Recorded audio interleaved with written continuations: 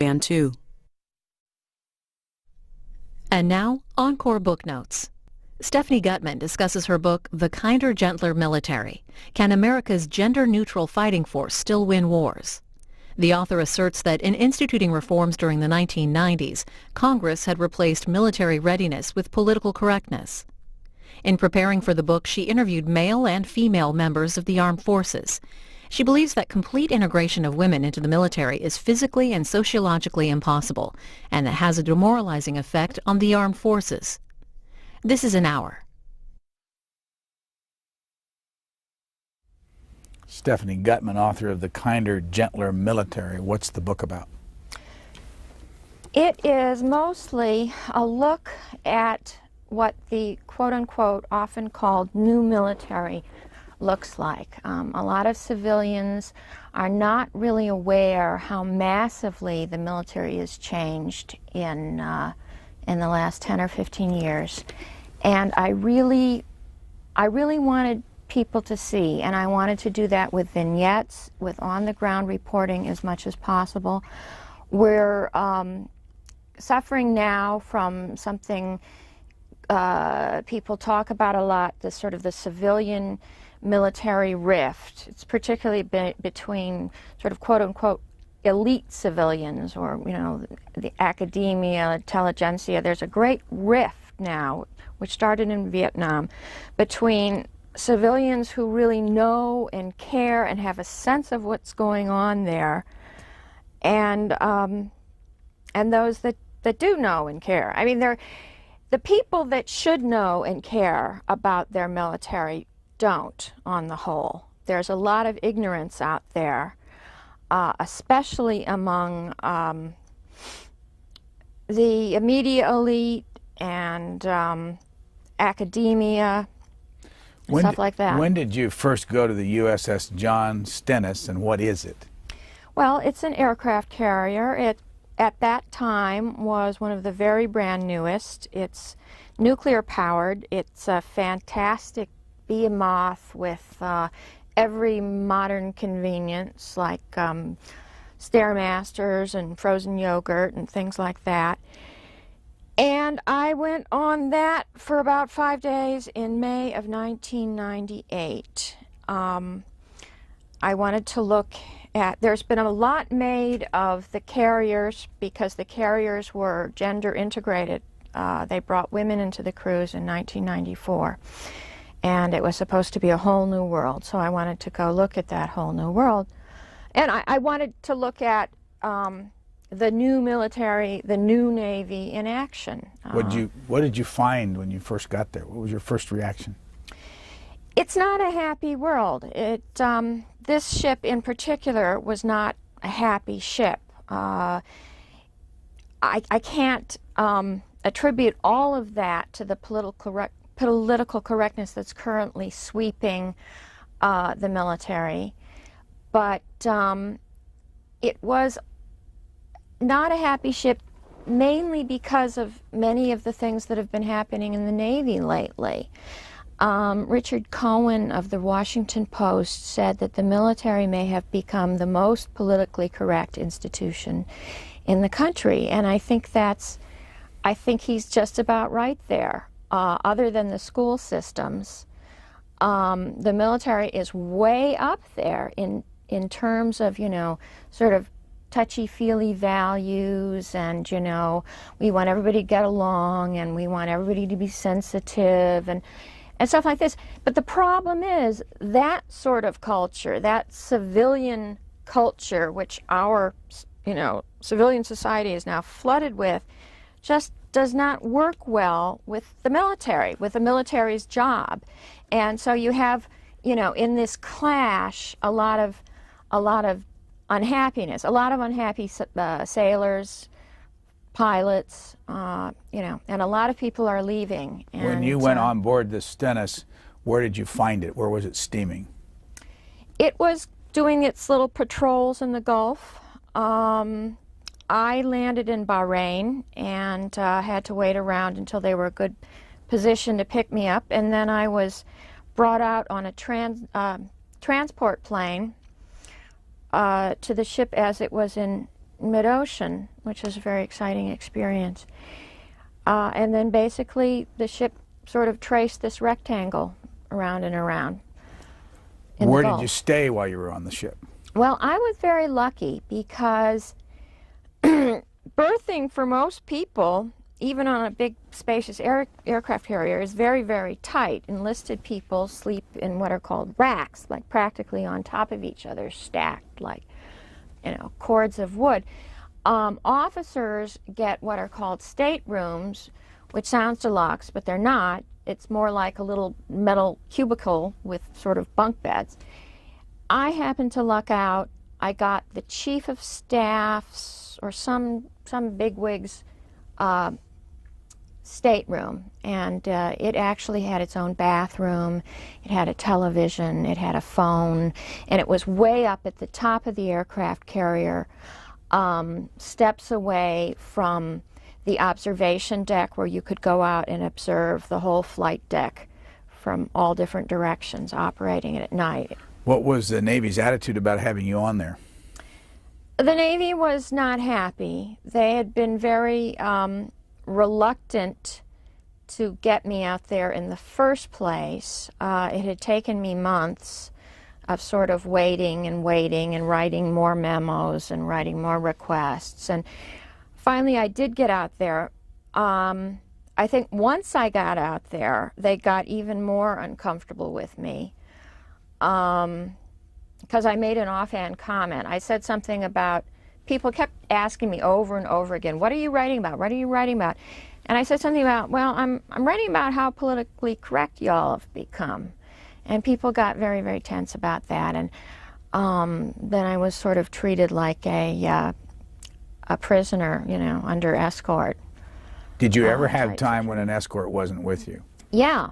Yeah, I eventually had sort of a violent divorce from my escort.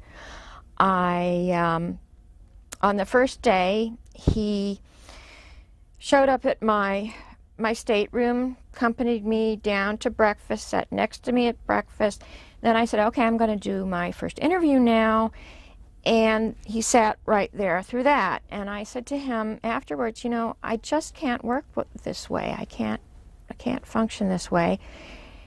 And he said, you can't function this way? Well, maybe you'll have to leave the boat then. Maybe we'll just have to fly you right off the boat. We have a transport plane leaving in an hour. And at which point I got very angry, and we had what is very, very unusual in the new Navy, because the new Navy is very, very controlled. And we had a big screaming argument up and down the corridors. And I kind of stumbled into the ready room of a air squadron that I had gotten to know, and I was by then crying, and the commanding officer of the squadron came over and said, well, what's going on here? And the public affairs officer said, she refuses to be escorted. And I sort of, bawling heavily, explained my side. And the commanding officer of the squadron said, well, I think we can give this little lady an escort. And basically, from then on, I was escorted by junior officers, junior pilots, who were much more, let's say, less dedicated to the task of sort of, you know, shadowing my every move. So I had quite a bit of freedom after the first day, and was able to roam around pretty much as I pleased. How many women were on the USS Stennis? Only about 200 to 300. I mean, the number varies all the time because people are getting on and going off a lot. And that's in the entire crew was about 5,000 people, so it was a small number, which made for some problems. Any of them fly jets, the women? There was, I believe, one jet pilot in the air wing on that ship. But generally the women were in support. There was, when I got on the ship, one woman working on the flight deck, and 2 came on while I was there. So that's really not very many. You said morale was low on that ship. What was your first indication that it was low?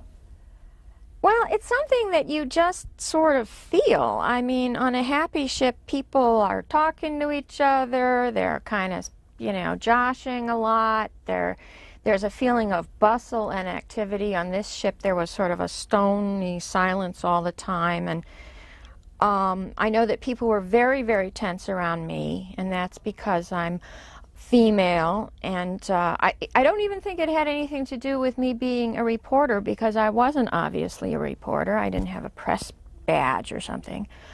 They knew I was a female civilian of some kind, and that was enough to make the men very, very uncomfortable with me. That was one of the things really poisoning the atmosphere on this ship, was the intense uncomfortableness over over women, and over the feeling that the men could do something wrong, say something wrong, be put up on charges by any sort of wrong movement. Basically, we were seen as kind of walking time bombs, and you just, basically, you had to just, if you were smart, you stayed away from women. And so people treated me really with kid gloves, unless I really worked on it. I mean, I became friendly with a squadron full of prowler pilots, and they knew I was a reporter. I went to great lengths to sort of gain their trust, and I also, you know, began to talk quite openly with a lot of enlisted guys, a lot of enlisted girls, but it took work. I don't think that your ordinary reporter for a major newspaper, or certainly a television network trailed with all kinds of photographers, can achieve that kind of rapport. Did you carry a notebook? Did you have a tape recorder? Yes, I did. And I certainly always announced, you know, that I am a reporter, and, you know, can we tape this part, you know. But, I mean, I didn't make a big deal. I didn't run around like Jimmy Page like this. I keep them in my pocket. And I mean, you try. It's a difficult balance when you're a journalist, because one of the things that you absolutely want to do is be a fly on the wall.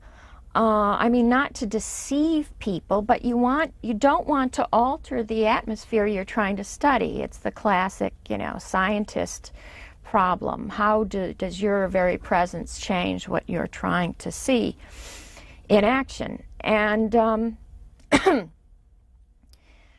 have to say, I'm the great-granddaughter of the anthropologist Robert Park, and who was a big proponent of the sort of hunker-down method. You know, you go to wherever and you kind of live like everybody else does, and you just sort of spend months. And that's the only way you get to some truths, because otherwise, all the time, people are kind of reacting to you. And this is particularly true in this day and age of, you know, omniscient media and, you know, sound bites, where everybody, in a sense, has learned how to present themselves. So it was a delicate balance, both trying to be, you know, a fly in the wall, just nobody noticed me, and but on the other hand, you can't deceive people. You're really supposed to let them know that you are a reporter. Where Robert Park was from where? I think he studied out of the University of Chicago. What's the relationship there? You say you're the great-granddaughter? Yes, yes. Who, you know, what's the connection here? Oh, well, the connection is that he is sort of one of the fathers of modern anthropology. Everybody in anthropology knows about him. Did you study him? No, but what I'm suggesting, I'm sort of suggesting that it comes it's been passed down through the bloodlines. My father is a gerontologist and does also studies in the field, and also believes very much that, you know, you don't get the truth by just walking up to people and sticking a mic in their face. You have to spend a lot of time, and you have to have a lot of conversation only about you know, this much of which is going to actually address the subject that you're trying to find out about. Where do you live now? I live in New York City. Where are you from originally? I was born in Chicago and grew up mostly in Ann Arbor, Michigan. I'm a sort of a university brat. Did you go to Michigan? No, I didn't. I ignored college for a long time. I tried to avoid it. My first interest in life was dancing. And so when I was 17, I went off to New York and took classes and classes and classes. And then when I was 18, I was admitted to a professional school in London, which had a professional training program. And eventually I had to quit dancing because I had knee problems. But it took me a long time to wind around and finally go to college and get a college degree and then start journalism. Where did you get the degree? I got it from a sort of subway school in Chicago called Roosevelt University. Right there on Michigan Avenue. Yeah. And I went there because it offered, credits for life experience. Basically, I was looking for the cheapest, fastest stamp of, certification that I could find. I figured, like I'm 25 years old, I gotta, work. I can't be, getting the phone slammed down on me because I say I'm not a college grad. Just give me the damn diploma. So I went there. I was able to test out of a lot of subjects, like English, and there was also some very good teaching there because a lot of people who also taught at the University of Chicago sort of split their time in between the two schools. And plus, I got tons of very small classes and things like English, which was my favorite subject. Besides going to the USS John Stennis, you went to Fort Jackson. Yeah, well, I went a lot of places. I went to Fort Jackson, Great Lakes Naval Training Base, etc. But go back to Fort Jackson. Yeah. Where is that located? It's in Columbia, South Carolina. What kind of a base is it? Well, it's a very large, sprawling base, as most of them are. It is intended to process people coming into combat service and combat support. That means everything else that isn't shooting and killing with tanks and guns. Can be, service support can be all kinds of things, but basically they're non-combat positions. Because they're non-combat, they also process about 70% of the women who come into the Army, because overwhelmingly women are still going into support. On this book you have a grenade at the top with a little pink ribbon around it. Was that your idea? No. No, but I thought it worked. What's it saying?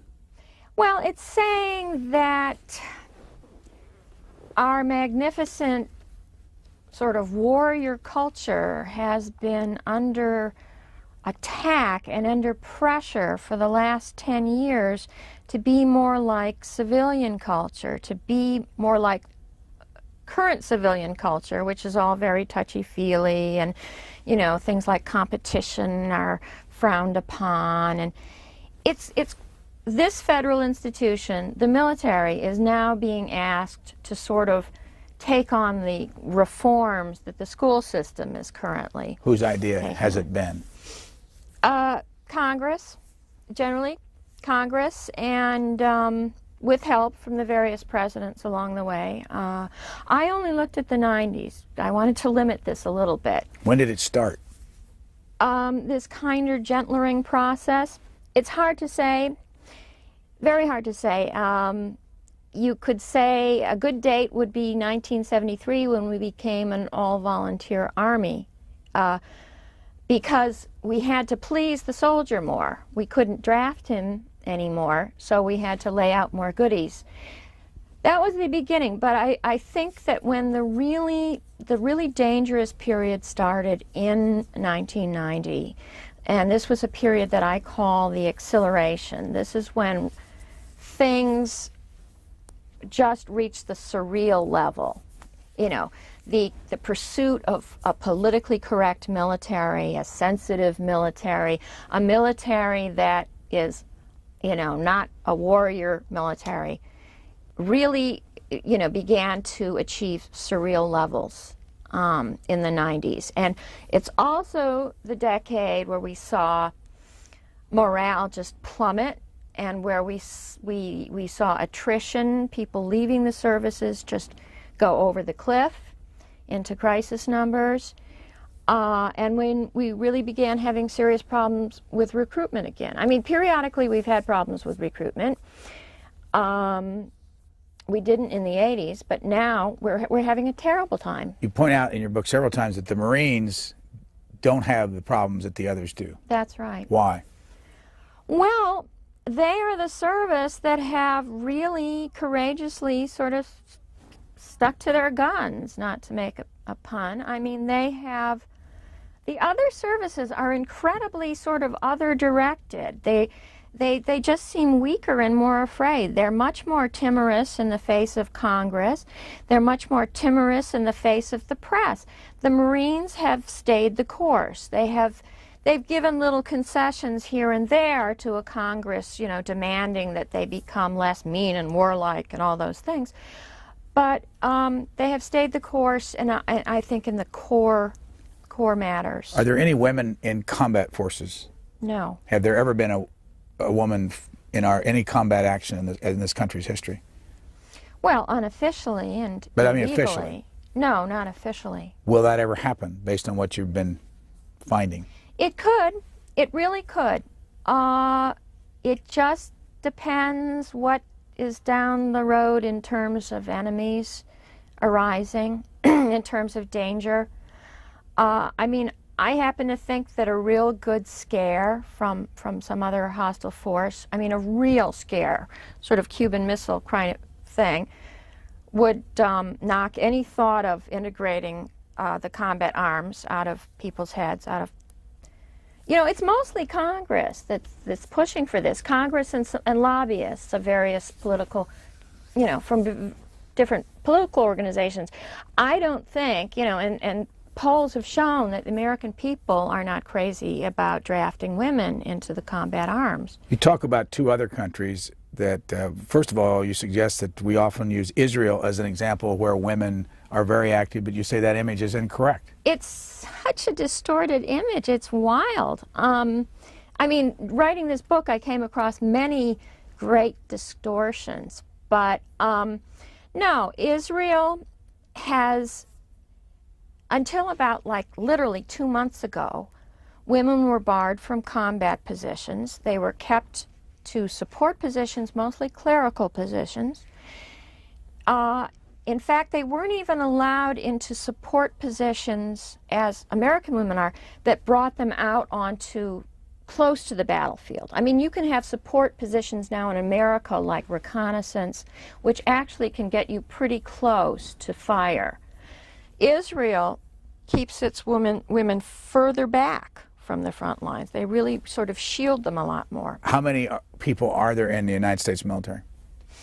There are 1.4 active duty. What percent of those are women? It's a pretty small percentage. It's about 15. And which way is that going? Is it going up? Yeah, it's creeping upward slowly. I know that the percentage of recruits that are women has crept up. And I heard the other day that they've started this junior ROTC program, ROTC program in high schools, that those are running about 50% female. So that's interesting. What's the status of women in the military in Canada? Canada is absolutely surreal. Canada is like Alice in Wonderland. Canada has been aggressively trying to recruit women for the infantry for years, since the mid-90s, and they've been having very little success. Canada, I believe, has pretty much opens all spots to women. I kept stressing that our social experiment is sort of a bigger deal than Canada's social experiment, even though they are going further, because we're just a bigger force that's deployed more. I mean, Canada's military is about the size of the New York, I believe it's Canada's Army is just about the size of New York City's police department. So, and they're not as spread out all over the world, superpower like we are. So. You write a lot about Tailhook 1991. Yeah. Why did you write about it? Because it is such a significant incident in this kind of change, this kind of sea change away from the warrior culture and towards a military culture that is desperately trying to prove to Congress how politically correct and sensitive it is. Nobody gets the full impact of Tailhook. Tailhook was like Hiroshima to the Navy. It absolutely transformed the landscape, you know, forever.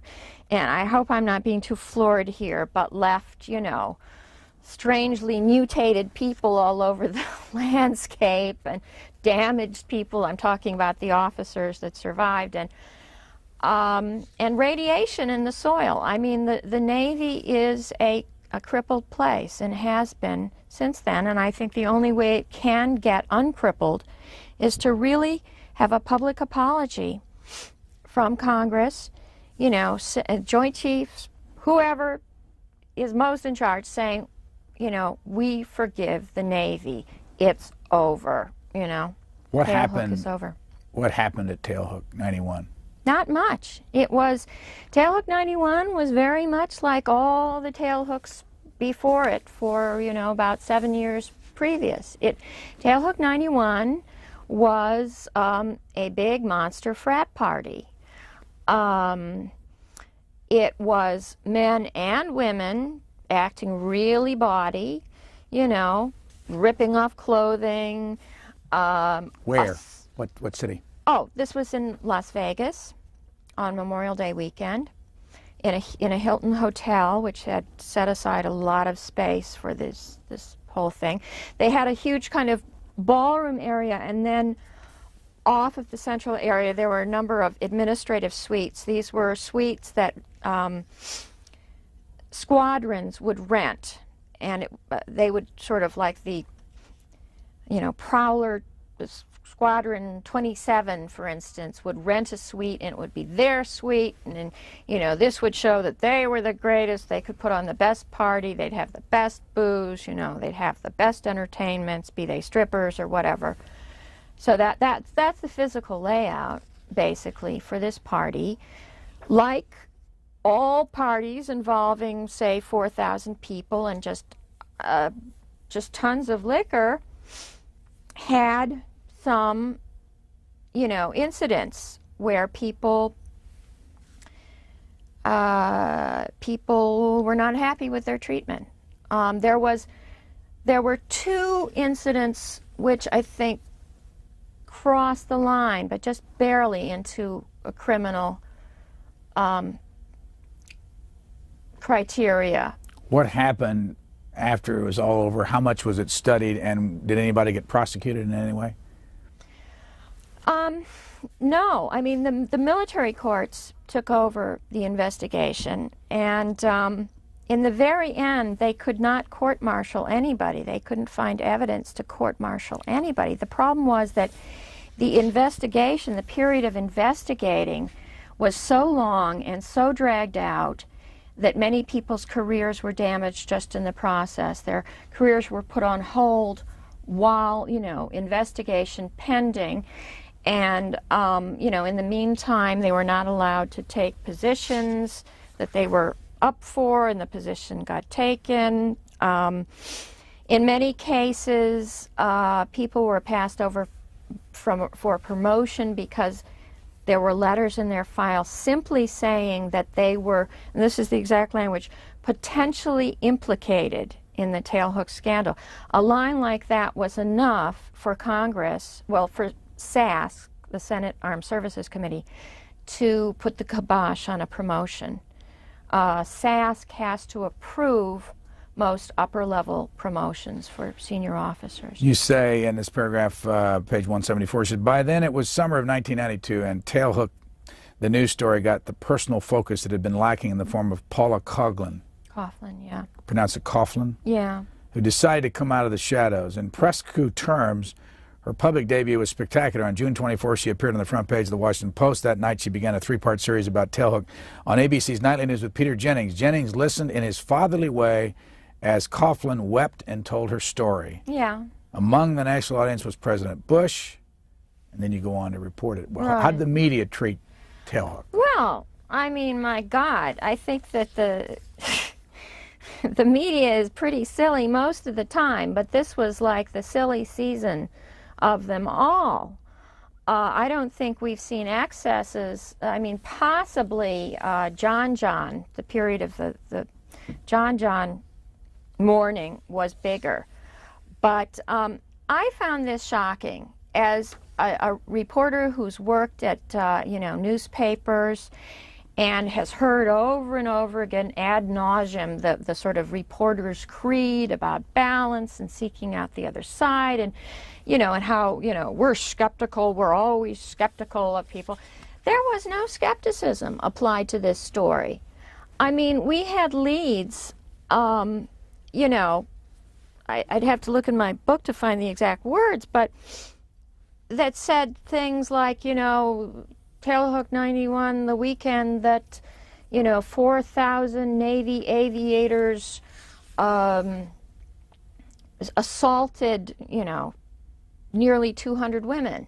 You had leads like that, which is I mean, when I read that lead, I see like sort of a horde of Huns descending on, fair young maidens tied at the post. Was it an official Navy function, Tailhook 91? No, it was a quasi-official. The Tailhook Association is a private association for members of the aviation community, Marine and Navy. It pays for its own conventions. Over the years, because it had existed for so long, there was beginning to be some merging. Participants sometimes took Navy planes to fly to the Tailhook conventions. On the other hand, Navy officers often had to come to the conventions to speak. During the day, there was a perfectly civilized, respectable roster of speaking engagements and question and answers and technical seminars, and it was just at night that you had these bacchanal party things. You say in your book, we probably will never know the full financial costs of the Tailhook investigations, but the morale costs and loss of talent have been astronomical. Yeah. A 1999 damage inventory taken by the Navy Times counted 14 admirals and almost 300 naval aviators whose career had been tainted or ended, and thousands more, that's in quotes, who were affected when officer promotion boards results were screened, and officers had to sign papers stating whether they or anyone under their command attended Tailhook 91. Yeah. Well, Navy Times is a very conservative newspaper, in its reporting. It's a very sober, boring newspaper, but I completely go with them on that. I think that's a good estimate. What's an organization called Dakowitz? Dakowitz, that stands for Defense Advisory Committee on Women in the Military Services, or something like that. It is a DOD-funded arm of the DOD. It was set up in 1957 to monitor, women's troops' concerns. I think that was a good thing at the time because women were just beginning to ease in, more. Are they all women that serve on it? No, there are men and women, but it's predominantly women. Who appoints them? They're sort of a point. I'm not sure. They're nominated. Women are nominated by. It's very complicated. It's like a 5-step process. You get nominated by so-and-so, who passes your name on to so-and-so, who passes your name on to so-and-so. What impact do they have? They have a great impact. They get a good media attention. Their conventions are attended by, the Washington Post, Who pays their bills? Who do they work under the aegis of? The DOD pays their bills. So they work under the Defense Department. That's right. The DOD pays. Have you attended any of their meetings? I've attended about 3 of them. Yeah. What did you see when you went to those meetings? Well, I thought they were silly. I mean, just silly as hell. The problem with the Dakowitz is that you're only allowed to be on the committee for 3 years, which means that people are always rotating off. You're always getting newbies. And the newbies, there doesn't seem to be any requirement for sort of base knowledge of the military. So you have people at, these are rather high-level topics they're covering, discussing, whether women should be allowed to fly special operation helicopter planes, such as the ones we used in Mogadishu. Michael Durant, for instance, was a special operations helicopter pilot. This is a position that Dakowitz recommends that we open. So you have people sitting at a table discussing this and saying things like, then they have to be explained, where the front is and what the concept of front and rear means. And so that's bad. And they're also, I don't know, I think they basically exist to, and this is just my opinion, but I think they basically exist as sort of a perk for women who, have been slogging away in public service, civic service for a long time. And this gives them a chance to go to military bases and throw around that military jargon, which is always very sexy to throw around. And I'm sorry, ladies, but I've been to 3 of these things, and I don't see anything coming out of them. On the back of your book, advanced praise for your book comes from people like James Webb, who is the former Secretary of the Navy. Yeah. I think he went to the Naval Academy with John McCain and that Yeah, he whole was group. in that group. Read this book. Stephanie Gutman is an acute observer with an impish ability to poke fun at hypocrisy and farce that reminds one of Tom Wolfe at his best. Well, he knew that I'm crazy about Tom Wolfe, and I think that's why he put that in. That was very sweet of him. Do you know former Secretary Webb? Oh, yes, very well. I mean, we have lunch, we talk on the phone. He's a very hard guy to get because he's just constantly touring and lecturing. He has a million projects going all at once, and he writes screenplays. And yeah, I consider him a friend. He's a good friend. Lieutenant General Bernard Traynor retired. He's been a New York Times reporter. You see him on television from time to time. Stephanie Gutman fires a fully charged broadside at feminist zealots and social engineers in the kinder, gentler military. The book is bound to trigger a fierce counterattack. Yeah. Do you know him? No, I've shaken his hand at functions, official functions. Has this book triggered a fierce counterattack? Not yet. Any day now, I expect, but not yet. And on this page also Colonel David Hackworth. Do you know him? A bit. Again, met at formal functions. I subscribe to his newsletter, He says what the British longbow did to the French army at Crécy in 1346, the failed military policy on gender integration has done to the U.S. armed forces at the end of the 20th century, near total destruction. Well, Do you agree with that? No, not quite to that degree. That's the kind of guy he is. I mean, he is a leader. He is a natural leader, and he leads people by getting them very, really pumped up. He knows how to use words to really pump people up, and that's why I think that he must have been magnificent in his career. I mean, I've read one of his books, but of course I wasn't there. But I imagine that he was a big, magnificent leader. Scribner published this book. How did you sell it to him? This is your first book? Yeah. How did it work? Oh, that was cool. It was fun, actually. I guess maybe now I think of it as fun because it succeeded, but I don't know. I think that when you have an idea and it's right, that it's bulletproof. I mean, I know as a writer, sometimes I turn in a manuscript and I've just written to that point where it's like, there you go, guys. It's like bulletproof. Even if they were, for some strange reason, to turn it down, it wouldn't matter because the gods are on my side.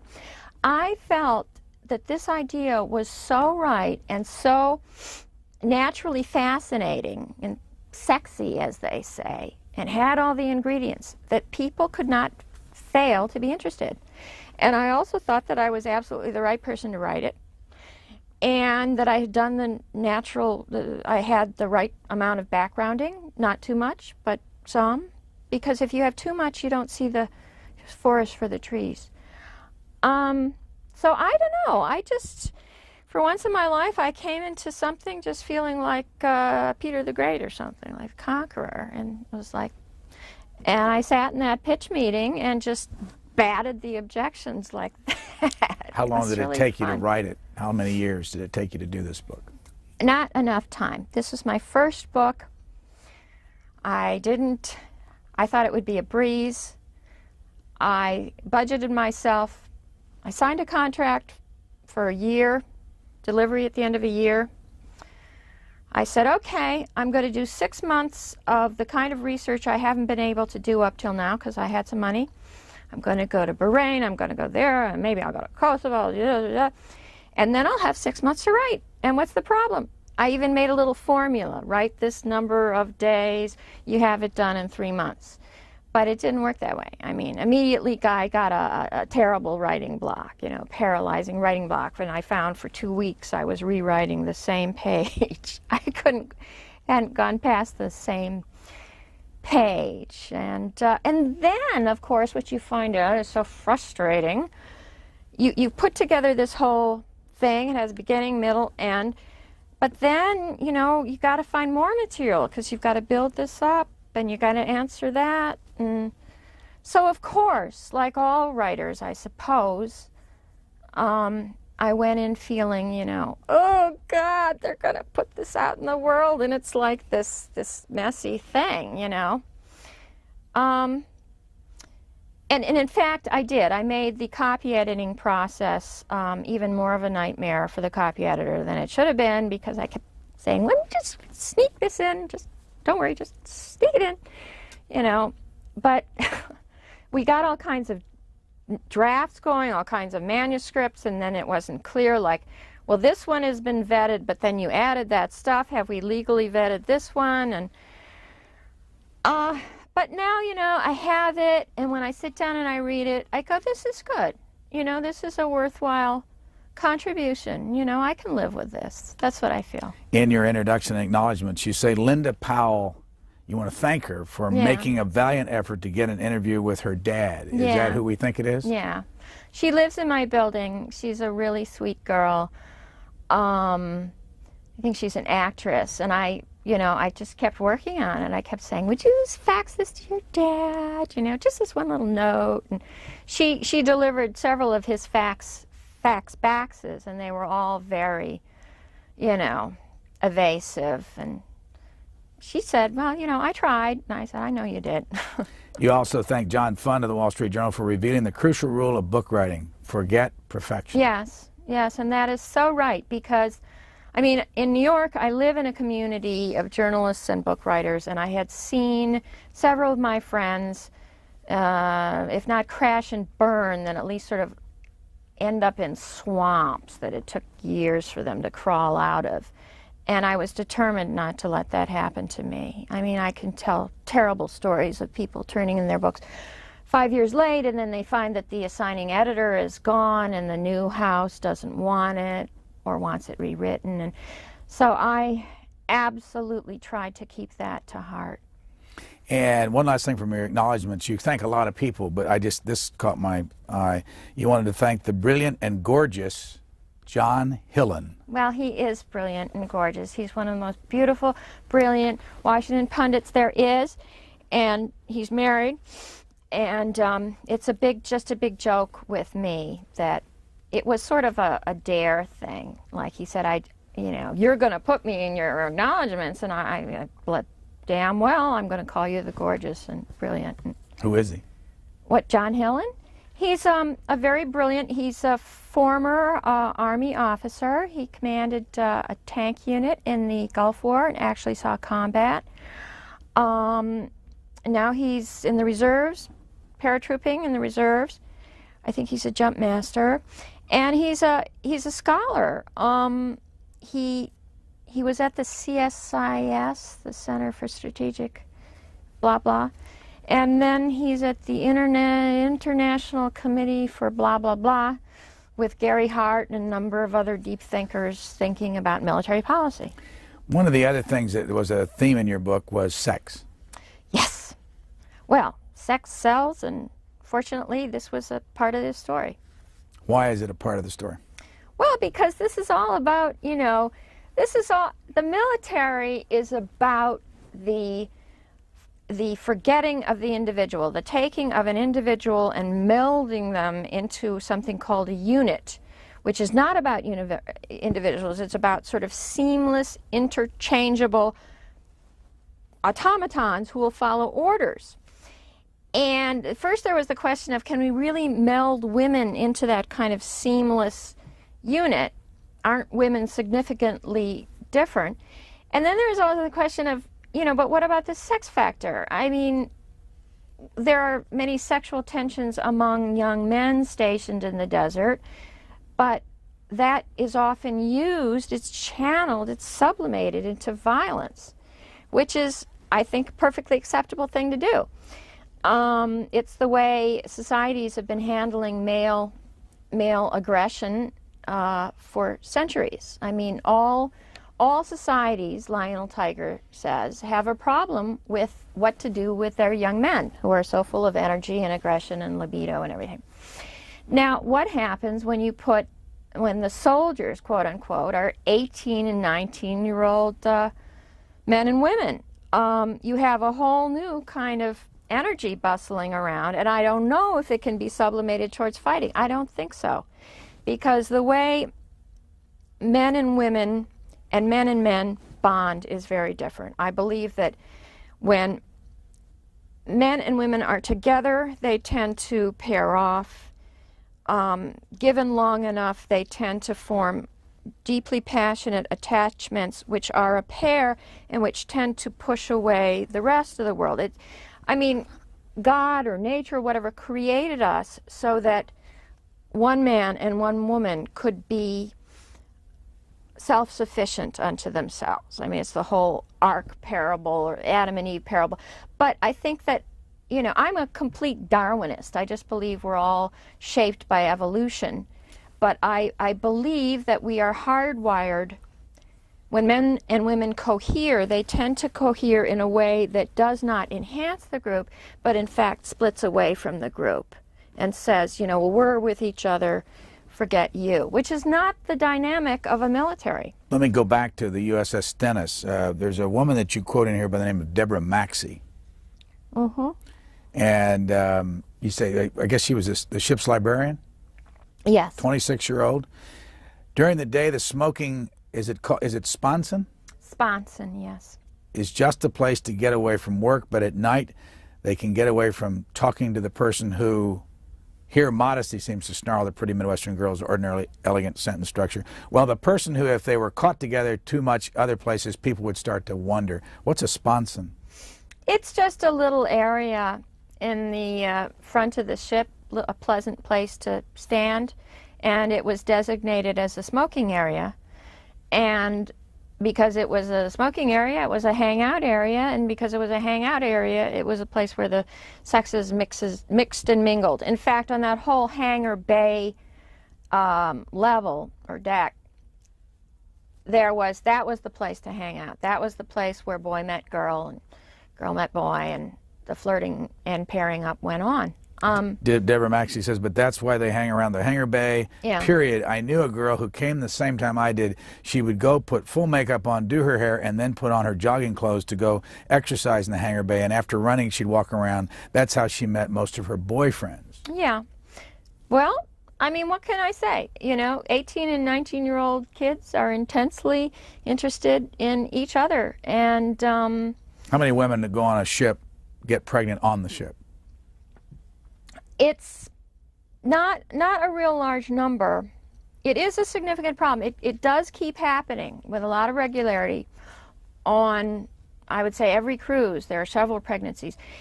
But women attrit, or they have to leave ship deployments at a much higher rate than men. The naval study, a think tank in this area studied this. Women tend to leave ship deployments at about 4 times the rate of men.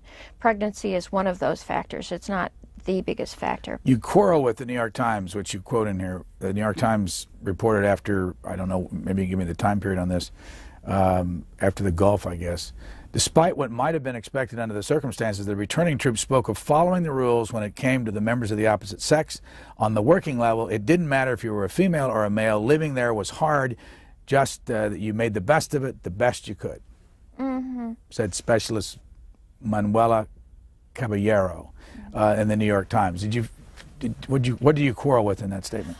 I quarrel with the reporting of the major papers, the New York Times, the Washington Post. You know, again, we're taught to be skeptical. And, you know, generally reporters are totally skeptical of, like, President so-and-so and President so-and-so. But when it came to the declarations of the public relations people in the military, there was no skepticism whatsoever. And also, reporters never seemed to understand that privates, that everybody in the military now is thoroughly coached to say, you know, certain set things to reporters. You don't get, you know, if you just walk up to a private and say, "Hi, so-and-so New York Times, so what can you tell me about how this is going?" You know, you're going to get the top layer of the onion. You're going to get the PR level. You don't get to lower further. Again, you have to hang out, you have to spend a lot of time, you have to get relaxed, they have to know you. What was the most revealing conversation you had? Wow, I don't know. I had so many. Or give us a couple where you said, this is what I came to get and I found it.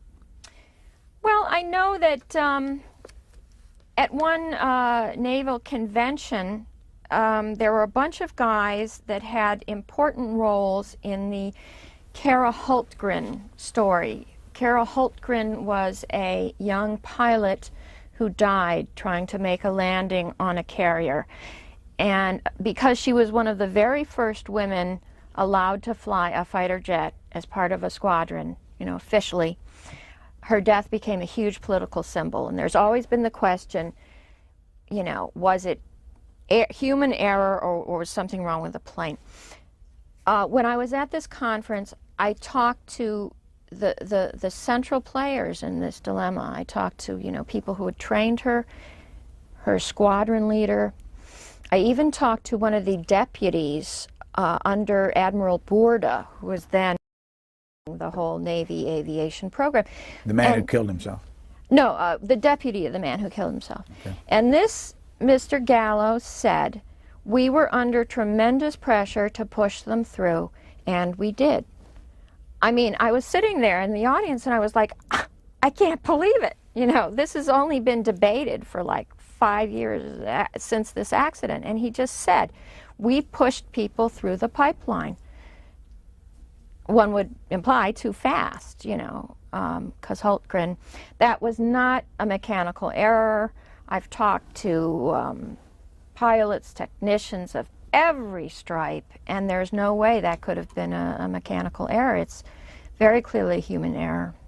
Where's this all going? What? All what?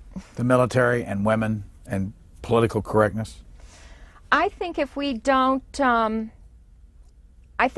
relax with this political correctness stuff, we're just absolutely going to fall apart as a military. The people who do join are going to become less and less and less qualified. When I say the politically correct stuff, we have to let people have fun again. We have to let sailors on leave take port visits, and we have to let them go to bars and get drunk and hook up with prostitutes. These are all the things that are sort of now banned in the image of this very kind of wholesome, sober, you know, mature new Navy. We have to let guys be guys. It was a very, you know, typically male culture. And in many ways, the culture itself was kind of softened so that women would feel more comfortable. In many ways, this was the brass's conception of what women needed to feel comfortable. I know plenty of military women who say, hey, I'm not going to fall over if I see a girly calendar over someone's rack, you know, that's cool with me. But, you know, the brass banned all these things. They don't allow people to walk around with Playboy magazines on the aircraft carriers. And if we don't get more relaxed about that and let guys be guys when they join the service, the services are basically throwing away the one great asset, a recruiting asset that they had, which is their mystique. You know, that this is a place where you can be manly, feel manly, achieve manhood, do stuff that's not allowed in civilian society, like shoot things and blow up stuff. If the military continues to try to compete with the civilian society on the basis of like wages and benefits, which is what they're trying to do now, all the recruiting ads are aimed at, well, look at our benefits and look at our money for college and everything. They're not going to get the type of guys that we and women that we need to actually win a war. What do you think the reaction was of the commanding officer that took the public affairs officer away from you on that ship to Stennis and let you run on the ship now that he's read your book? I think he's pretty damn happy. Why? I think he's triumphant. Well, aviators, this guy was a pilot, are traditionally mavericks. They have a whole different personality from most other officers in the Navy. Had the public affairs officer been sent out from Washington, by the way? No, he was the ship's public affairs officer. Besides, it was the aviator community, the squadrons, who were thoroughly, you know, dumped and disparaged in Tailhook. So I think when he reads my Tailhook chapter, he'll be saying, right on, you know. No, I get tremendous accolades from those guys, and you know, nothing the New York Times can write makes me feel as happy as the emails I get from both men and women in the services who actually say, you know, thank you for writing what needed to be said. This is the book. It's called The Kinder, Gentler Military by Stephanie Gutman. Thank you very much for joining us. I enjoyed it.